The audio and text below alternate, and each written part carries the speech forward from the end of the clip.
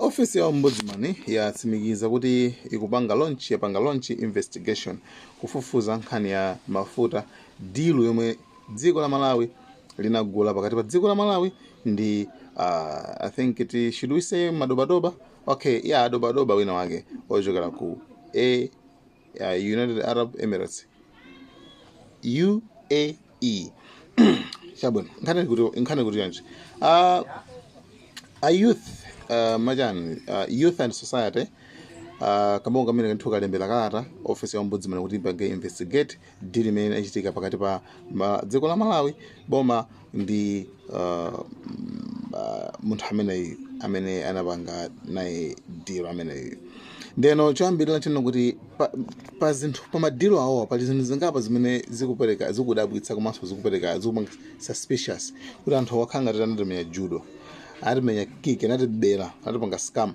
One, pali especially transaction ya ndalama zimene zinagwiritsidwa ntchito kuti alipire azanali makwacha, pamene actually makwacha awo is just a nonsense. Chifukwa makwacha kwacha kunja ndi chizude, kwacha kunja ndi chizude. Ukamagula mafuta ku UAE ukuyenera kugula $, ngati ukugula makwacha adona kuti akapanga nawo chani makwacha awo. It's just nonsense. Ndeno chimene chinachitika nchina kuti iwo aja anapanga chonchi drama ija. Munthu uja anana kuti yayi iferu muthauri basama makwacha zimene zikupanga makwacha, how is it possible? Sizingatheke. Pano bantu basa an example, mwana wa Lucius Banda wajama anandi show ya memory ya bambo wake yakanika chifanya ni for alibe ndalama, alibe forex kulibe drama zo alinazo makwacha koma kuti amene angabwera kunjawo ma international artist yo akona kuti adzalipire drama ja sangalipire makwacha apita nazo kuti akuyena kupasa madula so akusi ntchito kuna koko ndi example yabwino imene mungamvesesa panopa ndi drama yazalinazo koma no zili makwacha sizili $. Ndeno boma la Malawi linagula mafaraja makwacha zimene zikupasa makwacha komanso kuyuza forex bureau komanso nawo zakonza mulibe 50% drama mafara asanabwere pamene zimene zili zosana. Drama ndi 74 million $, imene ku Malawi ndi 125 billion Malawi kwacha. Zimene zikupansinza anthu amakamaka something.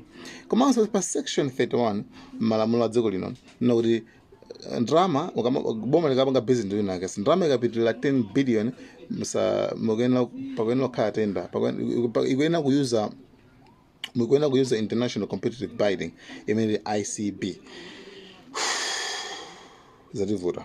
Ndezi kuonekabe kusa anthu akuti ali connected ndi mafumu ya kingdom ku UAE ko zambiri zimene zikuonesa pena pakati I think anatijudula judo zizi sizitheka munthu kuti ukagule mafuta ukagule zinthu makwacha ndalama zakapanga nazo chani, something like that. Nde panopa office ya ombudsman kuti atsimikiza Grace Malila atsimikiza kuti ifeyo tapanga launch investigation tifufuze kuti apa nkhani inaenda banja natibera kapena anatimanga chani atimenya judo zinatani makamaka.